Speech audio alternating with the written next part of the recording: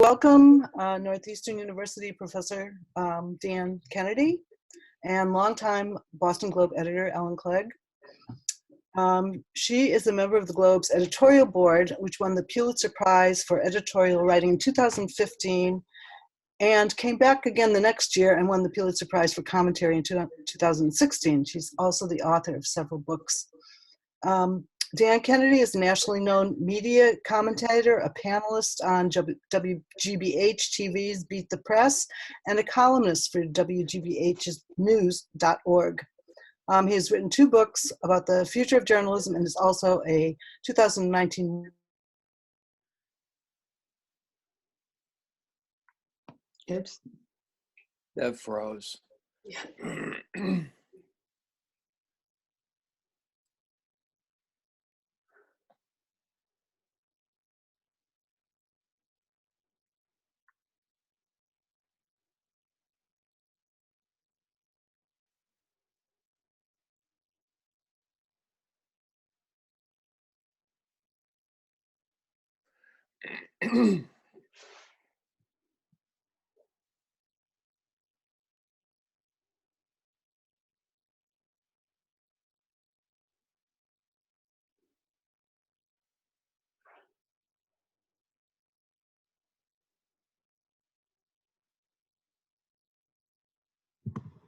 All right, hold on, folks. It looks like we're having some camera audio problems. Give us a moment.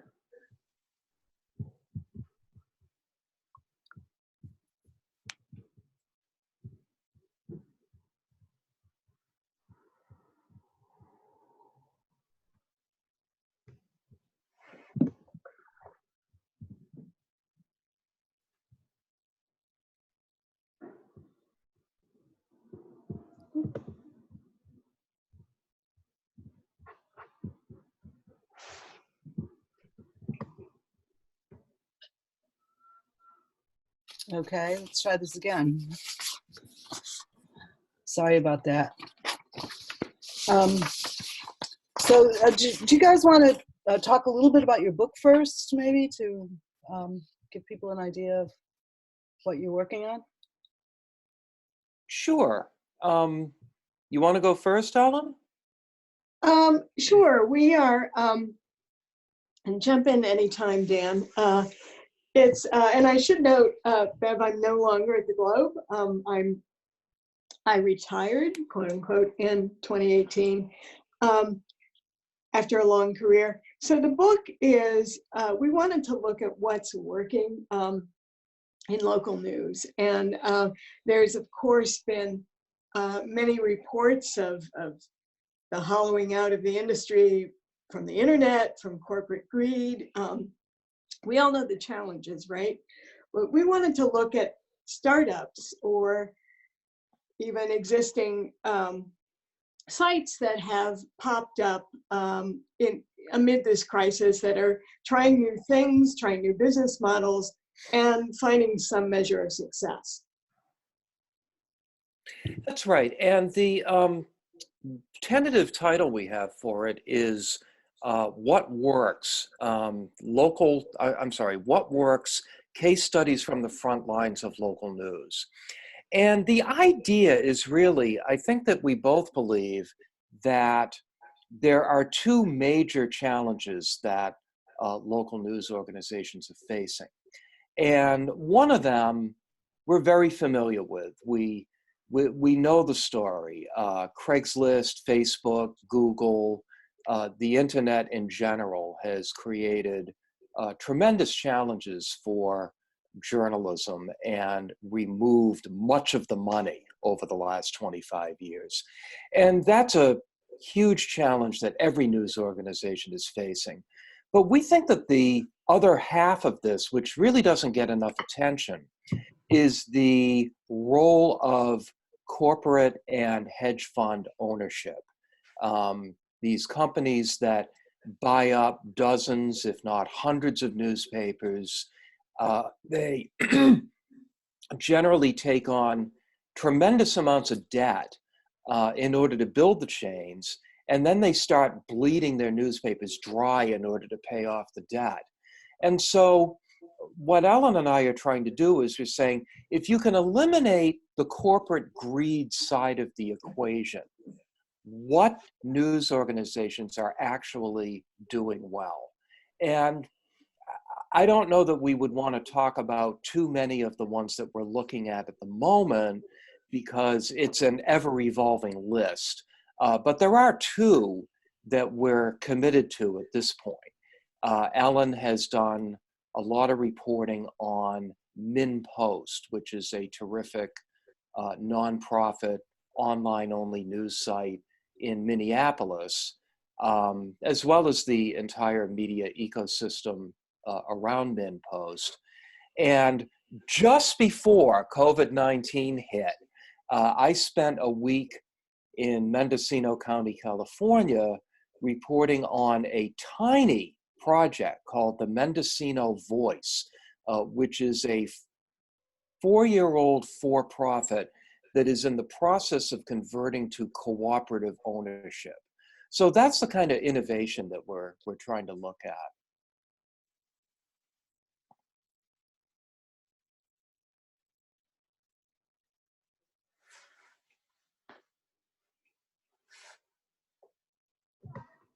All right, hold on a second. Looks like we're having a little more computer problems. Hold on a second.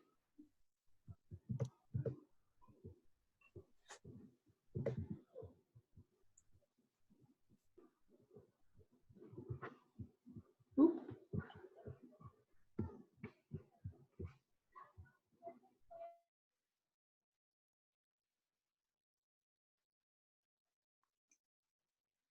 Bev, you're back.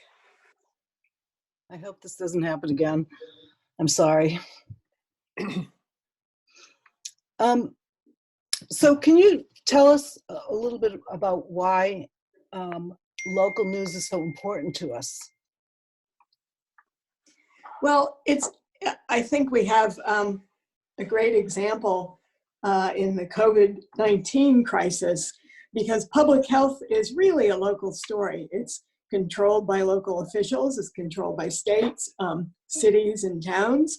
And people are craving information, fact-based information on what's going on in their neighborhood, in their city, and in their state.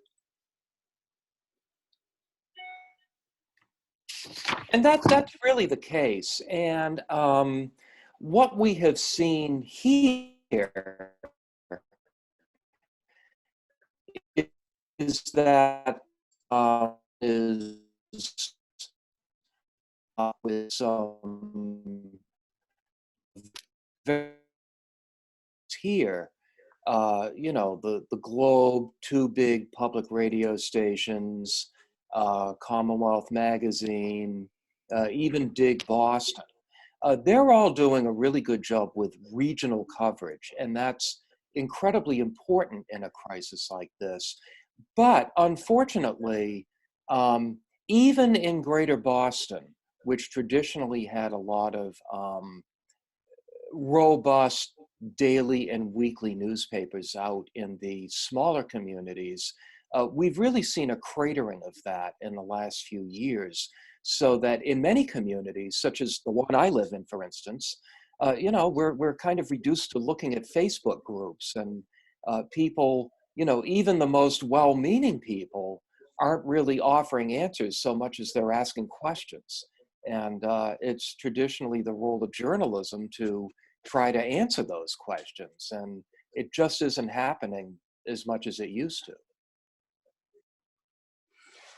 I should also add, in terms of political stories, redistricting is done at state houses. It's done on a state level, and redistricting of a congressional district has an enormous potential impact.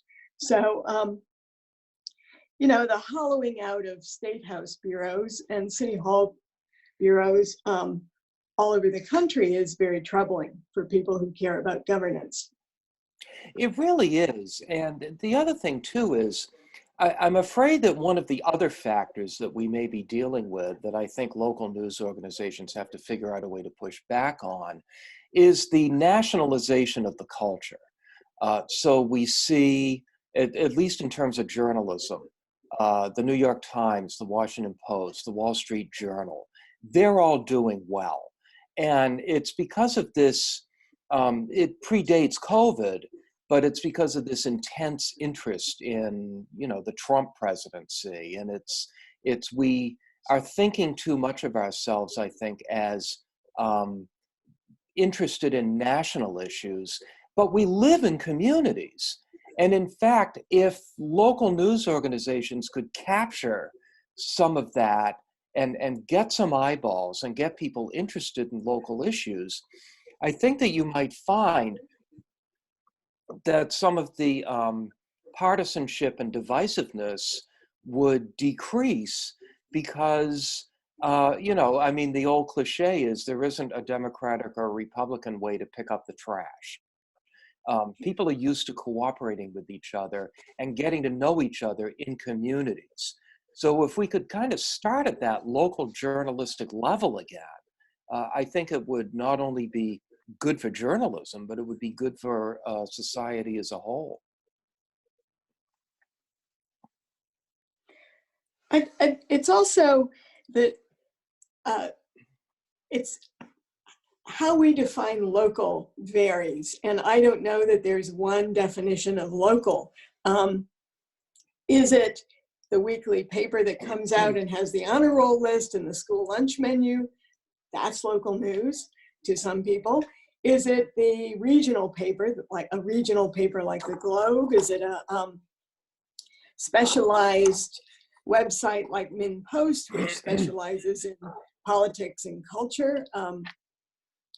Or is it a local story, a story about Boston in the New York Times? And so we have at the Globe, we had an experiment where we rolled out super local sections twice a week. I see Erica Noonan is on the call. Erica was involved in that. And I think we tried all sorts of different takes on what truly is local. Hi, Erica.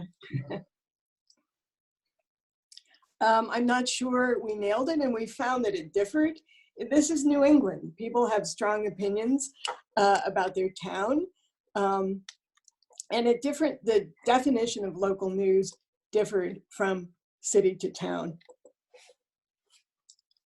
Well, okay, now I'm going to ask you a question, Ellen, because I was just thinking about this the other day. Those Yorktown sites that you're referring to were actually very important to our students. I think Northeastern BU and Emerson all had classes dedicated to producing copy for the Yorktown sites. And ultimately they failed because you weren't really able to sell advertising around them. But now that the Globe has become so committed to paid readership and has moved beyond the idea of thinking that advertising is ever going to come back, because it isn't. I wonder if it would make sense to try something like that once again. And, you could get some extra paying customers out of the towns that have sites like that. They weren't thinking of paid content when they tried it before. But if they tried it again, do you think that it might succeed? Hard to say. I'll duck that one because I don't know. And it is true, when the North Week, Globe North, Globe Northwest, Globe West were started, there was no paywall. And the Globe made its strategy was really selling ads against, and primarily against print. So I know one thing we learned is that even in, say you run a boutique, a gourmet cheese shop in Wellesley, how many ads in the print Globe are you going to need to buy or want to buy or have the budget to buy every year? And so when you factor that in all over the state, a lot of merchants didn't really want to commit to big ad programs. Bev is back. I sort of am. I can't. Well, I guess I'm going to have to follow through on a threat. We're going to have to sing, Ellen. I'm actually seeing a question from an audience member. If you have your hand raised, do you mind just putting your question in the group chat and we can come back to it? In the meantime, everyone else is also welcome to just put any sort of questions that they might have in the group chat, and then we can address those later on. And Bev, are you back? No, she's definitely not back. Okay. All right. Well, do we want to let this audience member ask a question? Sure. All right. Hello. I see MMULV. That's you. Oh, hi, it's Maggie. Hi, it's Maggie Mulvihill. Oh, Hey, hi, Maggie. Hey. It's good to, no, I think it's fabulous. This is a great idea. And, I'm thrilled that you're looking at local news. It's critical. I'm just curious how you're, as you guys were talking, I was kind of curious how you're balancing your hypothesis, if I'm understanding it right, with the lack of local news with, things like there's 231 investigative news network members now. These are the nonprofits that were formed in the, starting in 2007 to do local investigative reporting, and there was like six of us in 2007 when we started the New England Center for Investigative Reporting, and now there's 231. So that was, and then ProPublica has this local reporting network where they're, funding local projects. So, and the Globe now has this Rhode Island stuff and the Newton site. So how does that square with, it seems to me like there's a lot of activity on local news, but you must have a better, you obviously have a better window into it. And are you including that stuff in your book? Well, for instance, I'll give you an example of something that we are including. We are almost certainly going to include Report for America as one of the projects that we're looking at. And for instance, it turns out that the Mendocino Voice, which is one of the projects that we're going to be profiling, is getting a Report for America reporter this summer who they hope is going to stay with them for a couple of years. But one of the things that we are trying to avoid is drowning in detail. And we think that if we can profile 10 or 12 strong local news projects of various type, nonprofit, for-profit, as I said in the case of the Mendo Voice, co-op, and it could be, public radio, website, even traditional print. We hope that that will give people an idea of the range of news organizations that actually can succeed or at least keep their heads above water if you are able to eliminate the problem of corporate greed essentially stomping on their neck.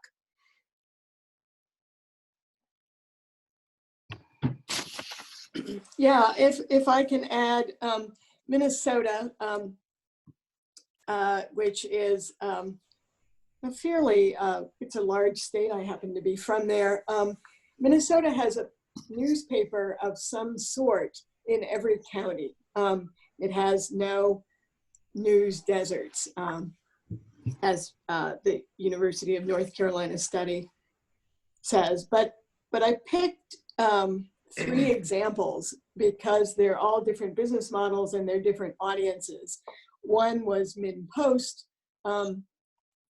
which is a 12-year-old website. It was started by a lot of journalists who had been laid off from the Minneapolis Star Tribune, the St. Paul Pioneer Press. the Strib passed through several hands. The Coles family sold it for $1.4 billion in the 90s. And then it was picked up by McClatchy, which, as Dan has observed, was one of these companies that had a ton of debt.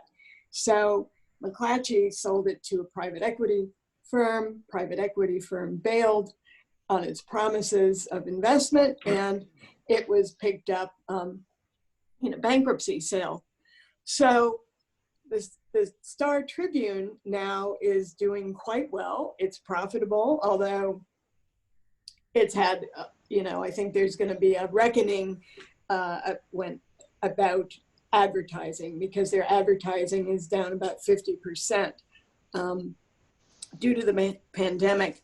But the Minneapolis Star Tribune has a newsroom of 240 people. That's the same size as it was 10 years ago. It's owned by a billionaire who also owns the Minnesota Timberwolves NBA team, and but it's been hiring, it's been investing in digital, and it seems to be in the black. Min Post has about a $3 million budget a year. And so they've realized that with a resurgent Star Tribune, they can't cover everything. So they, about 5 years ago, they hired a magazine editor, Andy Putz, who used to be editor of Boston Magazine a while back. And they pivoted really to long form journalism. They focused intently on state house politics, on city politics, on immigration, and on culture. They also had a significant events presence, and I think that's one thing that we don't know what's going to happen to events. Then I looked at a third site, which is called the Sahan Journal, started by a Somali American journalist named Mukhtar Ibrahim. And he's started a nonprofit. It's under the aegis of Minnesota Public Radio. It's very tightly focused on the Somali community. In Minnesota has the largest population of Somalis in the country. And it's also multilingual. It has news for the Hmong population, Spanish speakers, and Somali speakers. So that just launched last August. And they are just making their first hire. There's an advertisement online for a managing editor. So they're solvent enough to staff up a little bit. Okay, so I'm seeing a few more questions from audience members. I think Carrie is next. Let me just unmute you, Carrie, if you would like to ask your question. Okay, can you unmute me?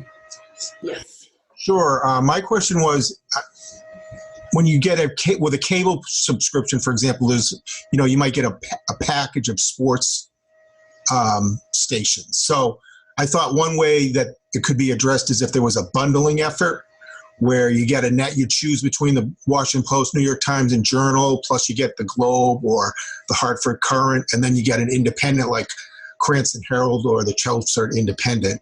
And that way the economies of scale might work better and strengthen everyone. I think even the nationals and the regionals have a stake in the success of the locals. That's a really good point. For a few years, the Washington Post was offering to any any regional newspaper that was interested the opportunity to give their subscribers free access to the national digital edition of the Washington Post. All that people had to do was turn over some of their personal information, and Jeff Bezos is known to have, he knows what to do with that stuff. But the Post kind of quietly ended that program. I just found out recently that they don't do it anymore, and I didn't realize that. I think the idea of having to subscribe to a number of different news sources is a real obstacle that the news business faces. And one of the problems that the Globe has, for instance, and they've actually done a fairly remarkable job of succeeding despite this, is that, you know, they charge $30 a month for digital once the discounts have worn off, which is more than anyone else charges. And they have to do it because their potential audience is much smaller than it would be for the New York Times or the Washington Post. But if the Globe became part of some sort of a bundling operation with the Times or the Post, I'm sure that that $30 would shrink quite a bit. Although I don't think it makes a lot of sense to draw too much in the way of analogies to print days, it does seem to me that we might think of it in that way, to think about what people's habits were at that time. And I think that you'd find that a lot of people got home delivery of the Globe or the Herald, so there was their regional newspaper, and they would get their very local paper. And that would be about it for most people, 2 papers. There might be some very real news junkies out there who would add the New York Times to that. But for the most part, they'd get the big regional and the local paper. And it would seem to me that if there was some way of replicating that in the digital space, that would go a long way toward doing something about the problem with local journalism. The problem now is that, unfortunately, too many of these papers out in the suburbs are owned by, most of them are owned by Gannett, formerly known as Gatehouse, and they're not really doing anything to make people want to buy them. There's just not enough in it. Right. I have a personal story, Dan, of the super local Gannett site. I went to vote in Brookline, and there was a young reporter there who's also a journalism student who was contributing content, and he wanted to know why I felt it was important to vote. It was pouring rain, it was a local election. And so I gave him my name, my age, my hometown, and gave him a quote. Well, it showed up, it's got my name right, but that was the only thing. The quote was garbled. It said I was from Lowell, which would mean I was committing voter fraud. And I could not find a human being to call or complain to get it changed. There was really no one. I had to go, you know, up in the Gatehouse superstructure, and it was automated content, basically. Absolutely. Which is frightening. And, you know, I mean, reporters do make mistakes, especially young ones, especially, oh yeah, that was especially if they didn't go to Northeastern. But but I mean, you make a good point. Once the mistake was made, there was nobody to talk to. I live in Medford. It's a city of 60,000 people. It's an urban community with a lot of things going on, and we have a Gannett Weekly, and since last fall, we have not had a single full-time staff reporter covering Medford. Nobody.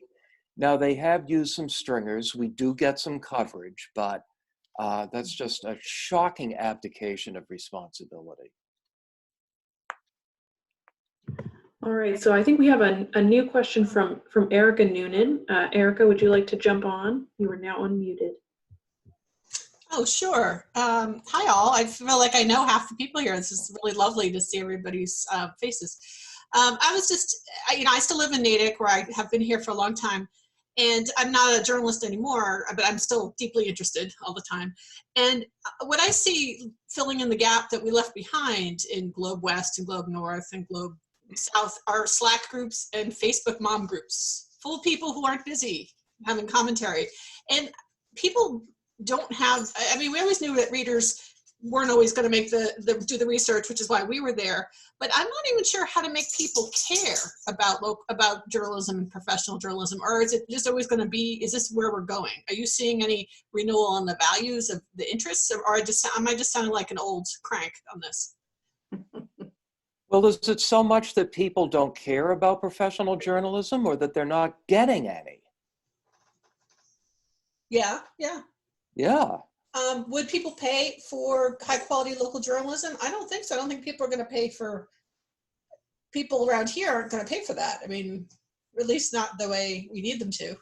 Well, I don't know. I mean, when the New York Times unveiled its paywall about 10 years ago, everybody laughed, and it's been a huge success. The Globe's paywall has been, you know, it's funny. When they hit 100,000, I would sometimes joke with people. The Globe always said that their goal was to get to 200,000. Mm-hmm. And so I would always joke with people, well, you know, my mother always said the first 100,000 is the easiest. And then within 11 months, they're up to 200,000. So I don't think it's necessarily proven that people won't pay for quality journalism, but that really isn't being done at the local level. Mm-hmm. And part of the problem is not only are the products bad, but the technology is bad. Probably the only newspaper I read in print is my local Gannett Weekly, because the website is so awful. You've got to offer people a good digital product before they're going to pay for it, and it has to have some content in it too. Yeah, and Erica, you raise a great point, because yes. You know, I would talk to readers, anybody who would call in. If they didn't call me a bad word, I would Me too. You'd be surprised. And but many, and these were Globe subscribers who are paying, you know, longtime Globe subscribers. They said, well, I saw this on Facebook. I saw that Hillary Clinton killed Vince Foster, bundled his body in a shag rug, and dumped it in a park. Why aren't you editorializing about that? And I would try to drill down. You know, I could picture my mother, late mother, saying something like this, and they would have seen it on Facebook, and it looks real to them. So I think there's some media literacy that needs to happen. I also think that an ease of payment, I mean, there's a generation now of, or multiple generations, used to making micropayments.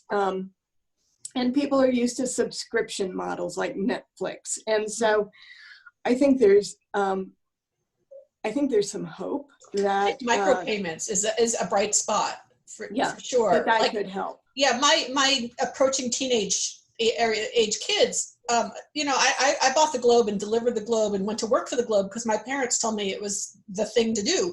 And I mean, I thought it was the best newspaper. And my kids are very comfortable with the idea of all digital, but they are willing to pay for stuff they care about in small, tiny doses. So, you know, maybe that's a future model of some sort. I'd be interested in hearing down the road if you find any people doing that. Because a lot of what Ellen and I are looking at, too, is the nonprofit model. And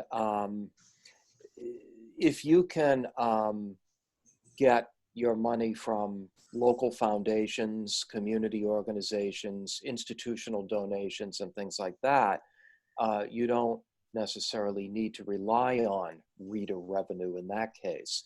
And at least in the first 15 years of community websites, such as some of the ones we're looking at, there's actually more money in nonprofit than there is in for-profit.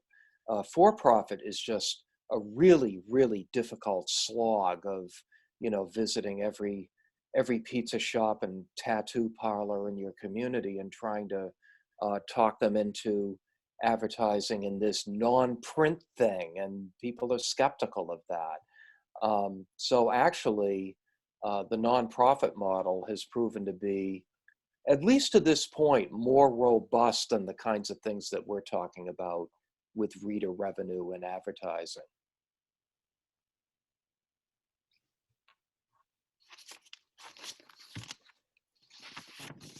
Dan, that leads us to how do we establish in local journalism, how do local journalists establish that they are truthful and honest and, you know, and hardworking, and this is not fake news?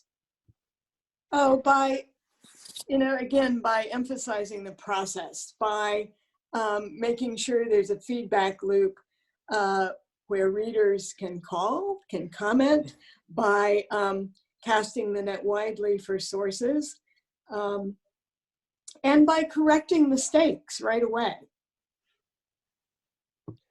I also think that when we get down to the local level and we get beyond Trump versus not Trump, you don't have the same level of cynicism and disbelief that you do at the national level.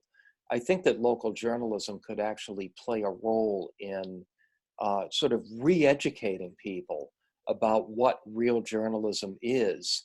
And if we could do a good job of that, maybe people would begin to see at the national level that, gee, maybe these people really are trying to get it right.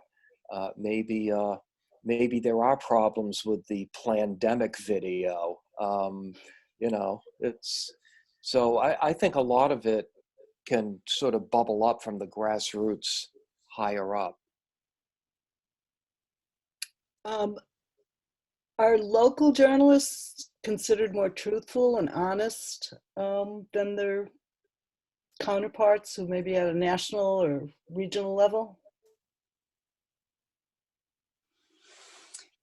I don't know the answer to that, to be fair. And but I do think if you are a local journalist, and even at the Globe or the Herald or Metro West Daily News or a smaller news outlet, you're going to see your sources the next day. You're going to have to go back to the mayor. You're going to have to talk to the public health commissioner again. And so these are people who you will see in your, well, assuming we can ever go to a grocery store again, but who you might see at a worship service, you might see at a grocery store, at a dog park. And so that is a level of accountability that I think is really cool. I think that level of personal contact that Ellen is talking about is what really differentiates local journalism from national journalism. And when people kind of get to know the folks who are covering their community, I think that you do have greater trust.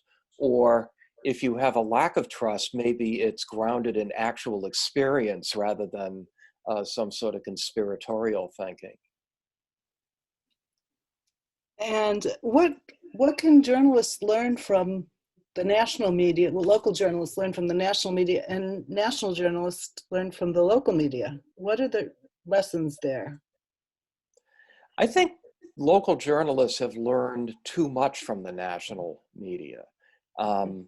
You know, when I was beginning my career, right after the invention of the steam-powered press, you would have in any community newspaper newsroom kind of a mix of local people who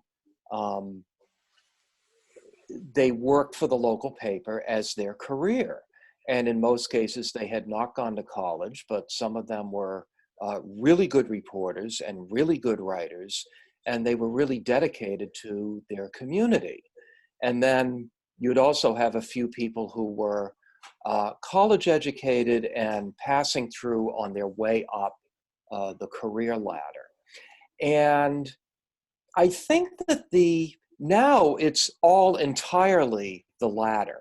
It's young people trying to work their way up to They all want to work for the Washington Post or the New York Times or CNN or whatever. And I think that it kind of dishonors the work of community journalists and has contributed to this sense that even your local community newspaper isn't necessarily that dedicated to the community because it's staffed entirely by young people passing through. Now, unfortunately, one of the reasons that they're passing through is that they're not making enough money to live, and I get that. But I think it's really a shame that working for your local community news outlet is no longer seen as a career path. I think there would be a lot more trust in the media if that were the case. And we have a few questions here from, let's see, from Jordan. He asks, what about the Journalism Commission bill? Should government fund the media to serve it? You want to start with that one, Ellen? So I I have can think about it? one word, no. Why is that? I think it's, I was on both in the newsroom and on the editorial page, which are two very different departments. They don't intermingle, really. It's known as separation of church and state.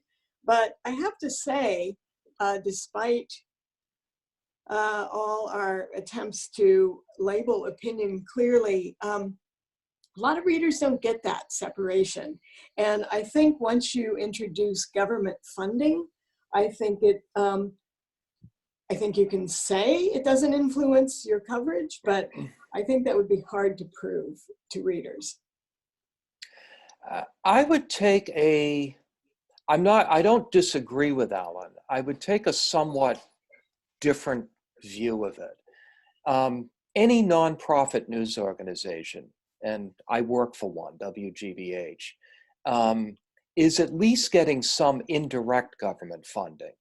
Because if they don't have to pay taxes, and if their donors don't have to pay taxes when they give them money, those are taxes that somebody else has to pay.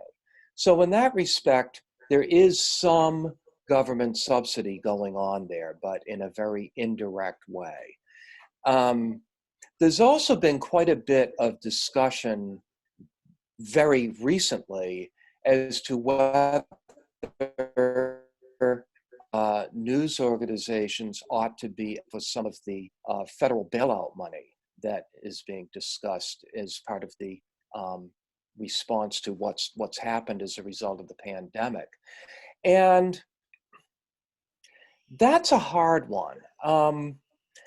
I guess my feeling is that news organizations ought to be eligible for that bailout money to the same extent that other companies are. I don't see why they should be excluded just because they're news organizations. So I don't really have a big problem with that. I think if you're going to go beyond that, I would tend to agree with Ellen, and I think that we need a lot more thought and discussion before we would move ahead with that. I mean, the question comes, again, I was on the editorial page for 4 years. Can you endorse candidates if you take government funding? Can you endorse candidates if you are a nonprofit model? I think there's lots to be explored. And you can't endorse candidates if you're a nonprofit. And that's a problem. And people think that, oh my God, this was handed down on high when the First Amendment was written. In fact, the reason that nonprofits can't endorse candidates is because of a corrupt act that Lyndon Johnson engaged in 1954.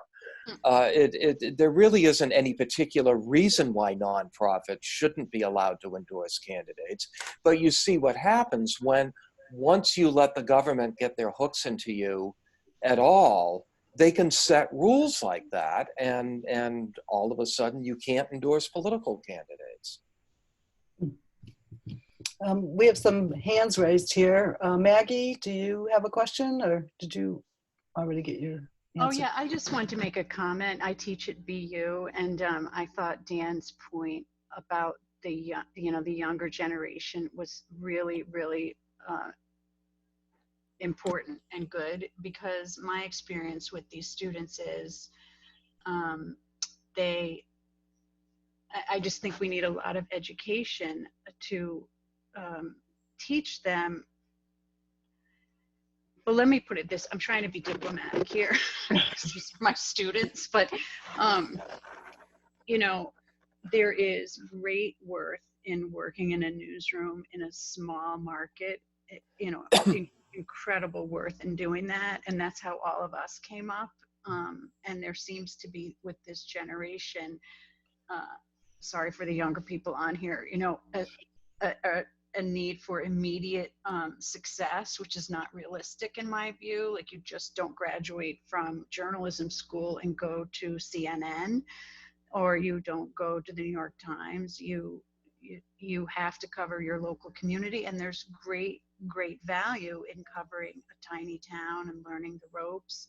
So I'm constantly trying to impress upon my soon-to-be graduates, it's okay you're not going to Manhattan. It's okay that you're not going to Washington.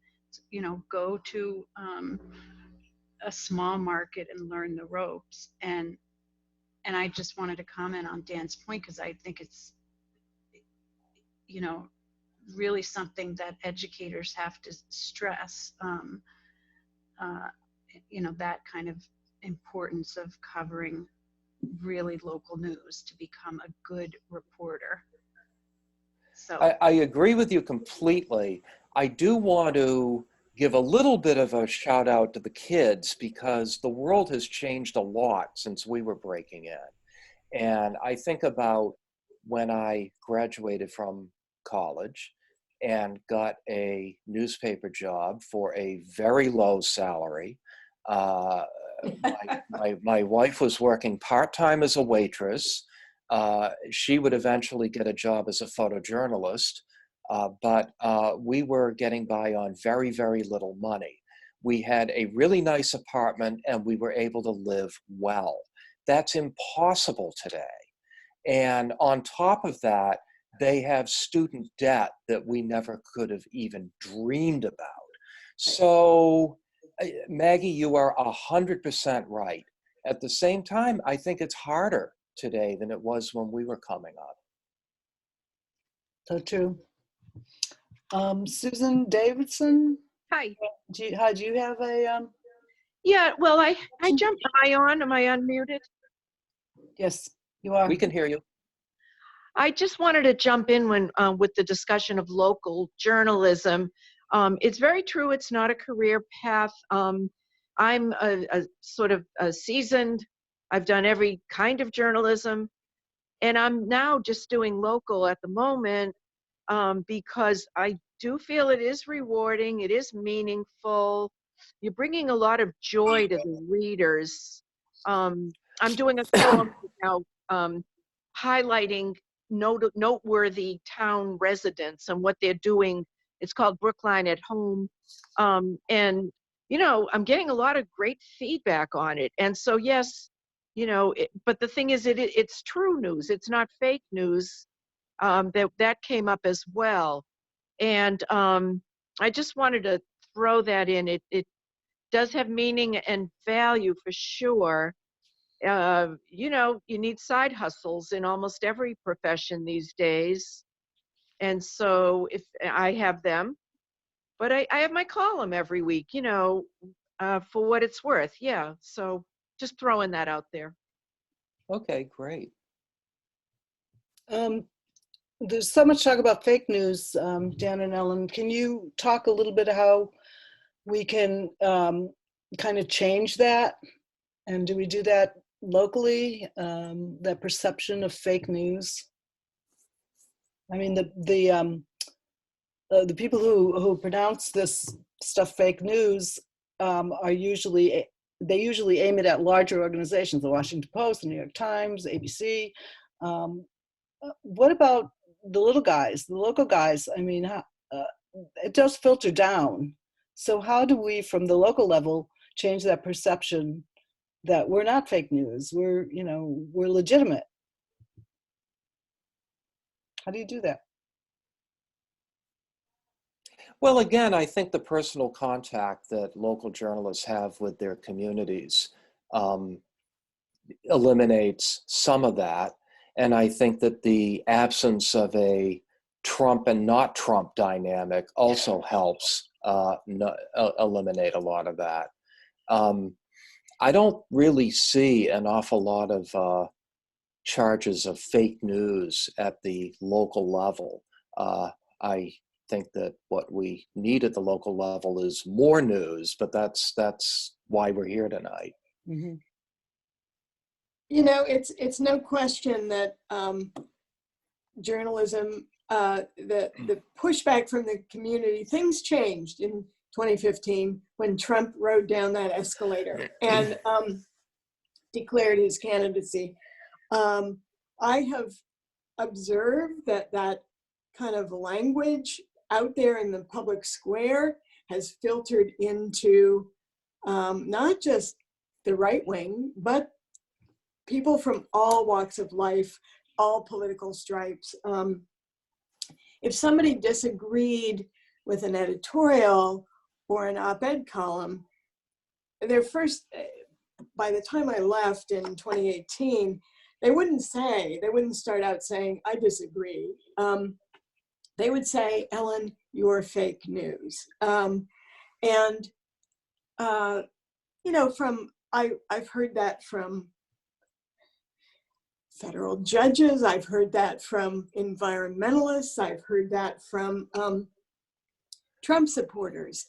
So it's out there, and I think you just have to listen and try to educate and try to explain. I think it's good to show your work. Obviously, not all sources are on the record, but I think you should show who your sources are when possible, label opinion clearly, and be open to letters, oppositional op-ed pieces. The comments are what they are. They're pretty raw, but I think they're important in some ways. I would like to see comments with actual names and engage actual readers in discussions. Mm-hmm. Okay, does anybody else have any questions or comments? Raise your hand. Maggie, do you have see if I could unmute you here. No, but I'm looking forward to reading the book. Well, I'll tell you a story. We've had to put it on ice for the moment. We have a contract with Beacon Press, and we're very excited about that. But this was going to be a big summer for travel and reporting. We can't do it, and so we're very confident and hopeful that the book will be coming out at some point, but it's not going to be coming out on the original schedule, that's for sure. Right. We can't report, and we can't even do phone interviews really, because news outlets are dealing with chaos and unknowns and health problems. And so we're waiting for this to calm down a little bit. When do you anticipate it'll be published? If if this is over by this summer, saying you're able to get out there? I'm gonna have to count here.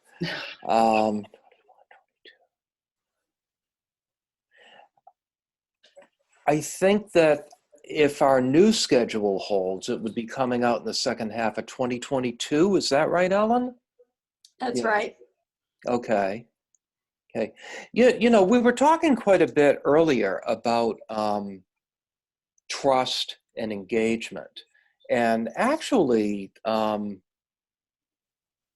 a lot to be said about that. And I think that it's one of the things that we really want to look at in our book. One of the things that really attracted me to going out to Mendocino was that as part of their bid to become a co-op, they are having a series of events where the public can come in and talk to them, and they can actually get ideas for what the co-op would actually look like. The idea is that the voice would literally be governed by the staff and by community members, which is, I actually followed a project in Haverhill for years that was attempting to establish a news co-op, and unfortunately they were never able to get off the ground. But what's going on at the Mendo Voice is, I think they did it the right way. They started the news site first, and now they're moving toward cooperative ownership. And that really grounds it in the community in a way that you don't necessarily see with other kinds of ownership. When I was out there, I went to an event that they had at a local brew pub that was held on the night of Super Tuesday. And so people could come in and follow the election returns. And it was a big county election. It wasn't just a national election. And, you know, meet the two people who do the Mendo Voice and get to know it that way, which I think was a terrific way of really establishing that conversation with your community. We are probably going to include a chapter on the New Haven Independent, even though it was the subject of an entire book that I wrote 7 years ago, because they have continued to push the community aspects so effectively. The New Haven Independent, if you're not familiar with it, is a nonprofit, online only, just does a terrific job of covering the city of New Haven and its neighborhoods. But a few years ago, they started a community radio station to go with it. And now you have all kinds of people from the community doing local radio from, well, at the moment, from their homes, but normally from the offices of the New Haven Independent and the Spanish language newspaper that they share an office with. And this is another way of engaging community. I think that for local news to succeed moving forward, they can't just cover civic life, although that's incredibly important. They need to find ways to literally get people interested again in civic life. Have you ever heard of the book Bowling Alone by Robert Putnam? It was a big deal at one time. The idea was that we used to live and work in community, and we used to bowl in leagues, and now we bowl alone. And if you read the book, actually the title was wildly optimistic. What people were really doing was they're staying at home and watching TV. But what he discovered was, if you were involved in any one of a number of different civic activities, if you went to religious services, if you coached youth sports, anything like that, you were much more likely to read a newspaper, read the local newspaper, because you had a stake in the community. And I think that local news organizations need to find ways to re-engage the community so that they understand it's not just the national stuff that you hear on NPR or that you might get from the New York Times. You need to care about what's going on in your backyard too, because this is where you live. Yeah, I think that's a really good point. And community/communities, I think you need to really take a hard look at your newsroom, hard look at yourself, and ask, do we have community competence? Are we diverse enough? Are we, and racially diverse, ethnically diverse, diversity of class? You know, not everybody in your newsroom needs to have a master's degree from Columbia, with all due respect. And I realized this, you know, the Globe, when I was at the Globe, we wrapped the print edition, the print A section, two different times in editorials about semi-automatic weapons of war, the need for tighter gun regulations. And each time we did it twice after 2 mass shootings, but perhaps uncovered what I sort of, I did a gap analysis, and what we missed were non-fatal shootings in Boston neighborhoods and the proliferation of guns that have a huge impact on life in a neighborhood. And so I realized that was a blind spot that I had because of I'm white, where I live in Brookline, and so I'm a parent of 2 kids, and my big fear was, oh, there it is.